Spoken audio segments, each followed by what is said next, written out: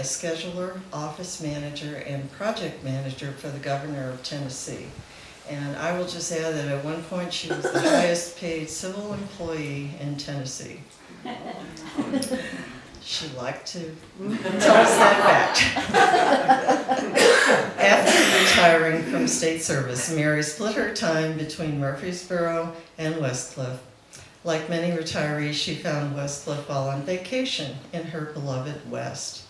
In 2016, Mary moved back to Tennessee to be near her children. Mary died at home, as was her wish, with friends and family around her till the end. She's survived by daughter Lisa, son Mike, and grandchildren Mackenzie, Jesse, Ryan, and Abby, and sisters Sarah and Vicki. Mary will be missed by many in Custer County for her passion for life and her generosity, but perhaps most of all for her infectious laugh. So that was that. And I can tell you in the theater, we miss her laugh so much because she would start the laughter in the audience. Whether it was funny or not. There's something else that we all miss too, and that was at house concerts when there was someone from Tennessee, or they mentioned Tennessee. You heard aloud, and I can't say it, but she couldn't hold it back. It was just like, Yahoo! Okay, let's see, who wants to go next? Well, I have words from Mary that will follow, I think, what you said. Do it. I saved these email as one of the privileged few to get the first ones to me, Jim Gearhart, and Sharon Langfeld, three clergy that she knew. This is in no way meant to harm you. Oh, this is August of 18. But I've been doing a lot of thinking lately about death. My own, that is. I want to make a service as easy as possible for Lisa and Mikey. Neither of them is churched, but I suspect they will want to do something. I was wondering if each of you would do me the honor of writing a few kind words, so it will be short. Then someone here could read them. I will be cremated, so there shouldn't be a rush and not many people in attendance. My kids know very well how much I love you, and I think this would be the best way to do a proper send-off. I've always believed that God lives in the Rocky Mountains. Lisa will have my directives. I will share this with her later. Please let me, also I'm asking that this be confidential. And if anyone wants to include scripture, please use King James. Please let me know if you'd be willing to do this. Mary. And then in November last year, for your eyes only, and Bev was included on this one, got diagnosed today with malignant liver cancer. November the 21st. This is kind of long and it's going to make me cry. She just wrote these words. Words like chemo and radiation, like oncologist and palliative care, liver and bile ducts and cirrhosis, and malignant, and you're not a good candidate for surgery. More words and signs on the doctor's office door, like infusion area. Words like hematologist and a shelf full of hand-knitted hats you can take. Words like hospice care and support system. Words that I never needed before. Now they drift in the air before me, just out of my reach. New appliances have invaded my space. Shower stool and grab bars and cane and walker and wheelchair and ramps. There must be some mistake. What other Ms. Bryant can be in the waiting room? Apparently none. Words like treatment options, none of which sound good or hopeful. Invasive and non-invasive, advance directive and living will. Tears from my daughter and son and sisters, and my own burning my cheeks as they flow down my face. There must be some mistake. And in January of this year, just wanted you to know I'm still here. I had a chemoembolization performed yesterday. It isn't a systemic chemo, but a small bead inserted directly into the tumor through a catheter. This is not a curative treatment, but is meant to slow the growth of the tumor by cutting off the blood supply. So, time marches on, and for the meantime, so do I. Much love to all of you.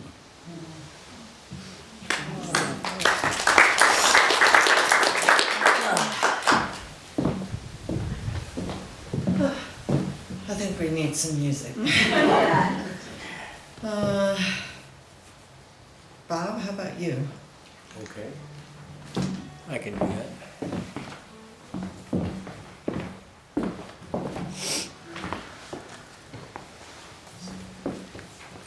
Because you're all here, I'll make sure I'm in tune.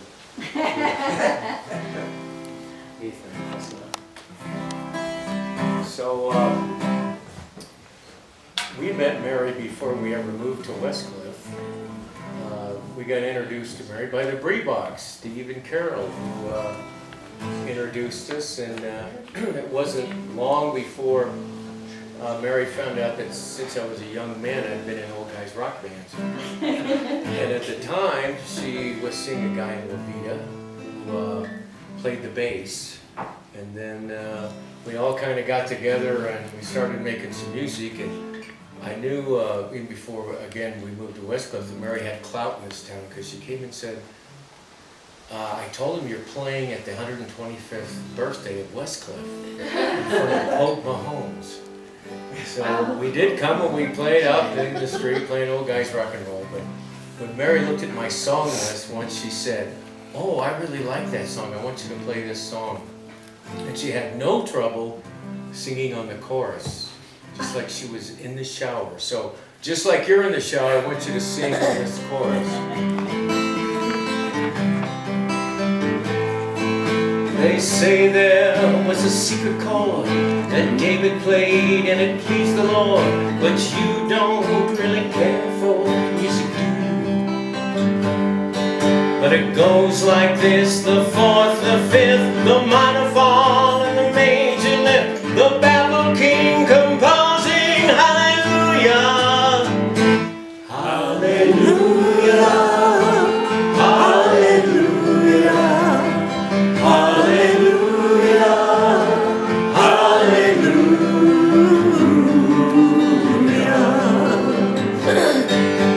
Faith was strong, but you needed proof. You saw her bathing on the roof, but the beauty and the moonlight overthrew you. When she tied you to a kitchen chair, she broke your throne, she cut your hair. From your lips she drew the hallelujah, hallelujah, hallelujah, hallelujah.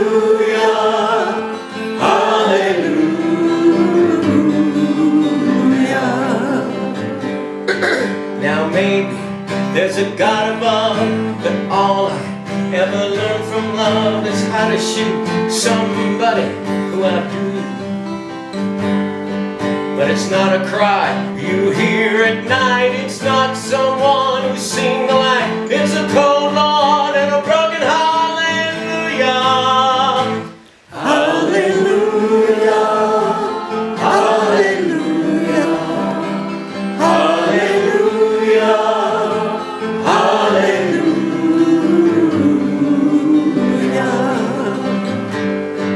Now maybe there's a God above, but all I've ever learned from love is how to shoot somebody who outdrew you. But it's not a cry you hear at night, it's not someone who's seen a light. It's a cold, it's a broken hallelujah, hallelujah, hallelujah, hallelujah, hallelujah, hallelujah, hallelujah, hallelujah, hallelujah.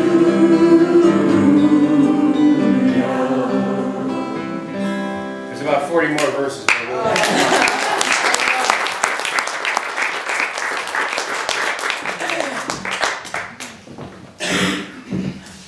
Thanks. I know she loved that song. Yes, she did. Yeah. Well, theater was a real important part of Mary's life. And so we have Chris, wherever he is. Right here. Hey, Chris, come up and do something from Hamlet for us. Or whatever you want to do.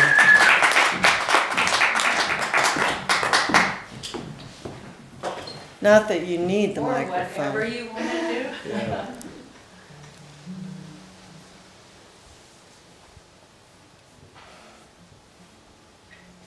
To be or not to be? That is the question. Whether 'tis noble in the mind to suffer the slings and arrows of outrageous fortune, or to take arms against a sea of troubles, and by opposing, end them, to die, to sleep, no more. To sleep. Meaning to say, we end the heartache and the thousand natural shocks the flesh is heir to. It is a consummation devoutly to be wished. For in that sleep of death, what dreams may come when we have shuffled off this mortal coil must give us pause. There's the calamity. There's the calamity that makes so hard.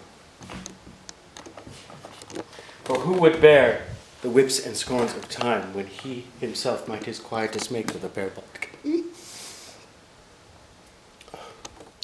Who would fardels but grunt and sweat under a weary life with the dread of something after death, the undiscovered country from whose no traveler returns, puzzles the will and makes us rather bear those ills we have than fly to others we know not of. Thus conscience does make cowards of us all. And thus the native hue of resolution is sicklied over with the pale cast of thought, and enterprises of great pith and moment, with this regard their currents, turn awry, and lose the name of action.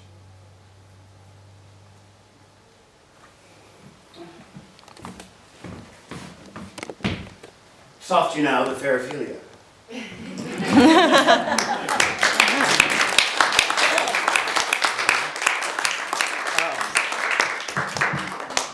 I just want to say a few things about Mary.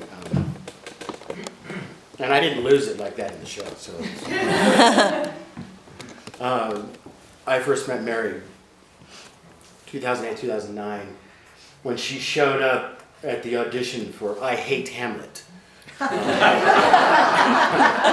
Which was a great show that we did, and Danny Easter was involved in that. He was playing the great John Barrymore, and it was a postmodern, based on an actor who hates playing Hamlet, who has to do it all the time and is visited by the ghost. And she came in and swirled in and had this idea, and I can't remember exactly who it was that she was trying to appear as when she came to the audition, but it was some old film actress, and she said, "Do I look like this?" And she was playing the agent of this actor who hates playing Hamlet. And I thought, perfect. You're perfect. So she did the audition. She'd never done anything before. She just showed up out of the blue because she saw it in the paper. And she said, well, I'm living here now full time and I want to do this kind of thing. I want to get involved. And she was great. She swooped in, she played the agent, and then things just took off from there. The following winter, we did Line in Winter. And it, far be it for anybody to have any pre-notions of casting, but we always do. And so, this was both a bucket list for Charlie French and became sort of a on the list for Mary. And partnering the two of them together with Mackenzie and myself and Lynn and Josh and some people that have come and gone. It's just a fantastic show, and it was such a huge role for her to take on. To play Eleanor in Lion in Winter is like one of those bucket list, roles.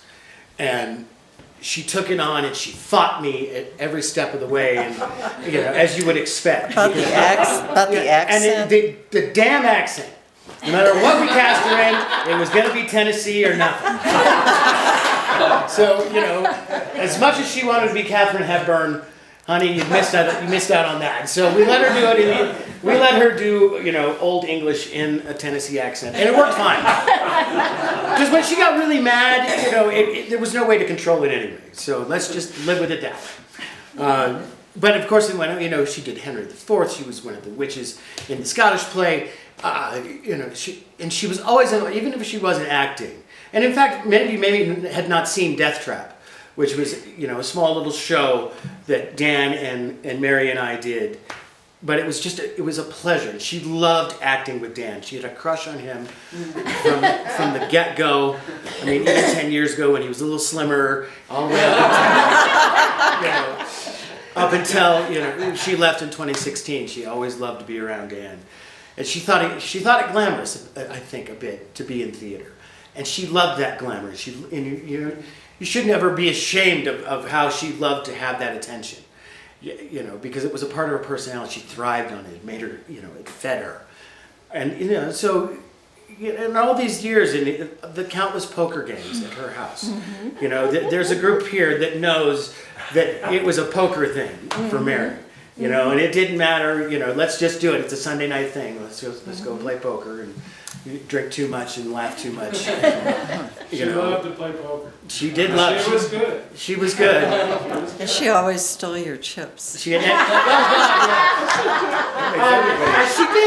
She would always end up sitting next to me on purpose, and she would steal. She would just. That's because you had so many, Chris. You're not cheating, you're not trying. That's right. Yeah. So, and we went round and round and over lots of things, but she was always a part of what Lynn calls my harem. The women that get together. I'm usually the only guy. As it turns out, it's no surprise that you had a house concert with only women. Why didn't somebody call me? I don't know. So, I haven't thought about her a lot, and I really didn't want to until today. So, I appreciate you listening to some of these stories, but it was always, when are you going to come fix my house? And it was always, well, as soon as you pay me. So we had a good time together. We really did. And she was sort of a surrogate mother sometimes, but also a great confidant. And, I'm the same age as her son. And so I always felt like she kind of latched on to me early on when she was doing theater so that she could have something that was similar to being around her son. And I never met him, but I talked to him on the phone a couple times. But I said, I'm taking care of your mom. And then all of a sudden, of course, in 2016, she said she's moving. Like, what do you mean? You can't leave. But that's what happens and life goes on. So, much appreciated that all of you were here, and I miss her terribly. We didn't talk much after she moved. Health reasons and all that. And it was, she wanted to keep what was going on with her in that tighter circle, and that was fine. I was a little shocked, but I knew that her health was failing. And I think if anybody that I know that perhaps should or had been taken from us too early, she definitely lived her life to the fullest, and there's absolutely no doubt about that in my mind. And it was a pleasure to be a part of her life for that time. So, thanks, guys.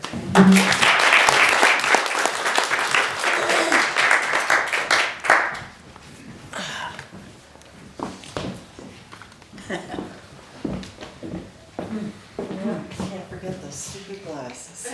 They're so attractive. Lynn and Barb, you want to do our song?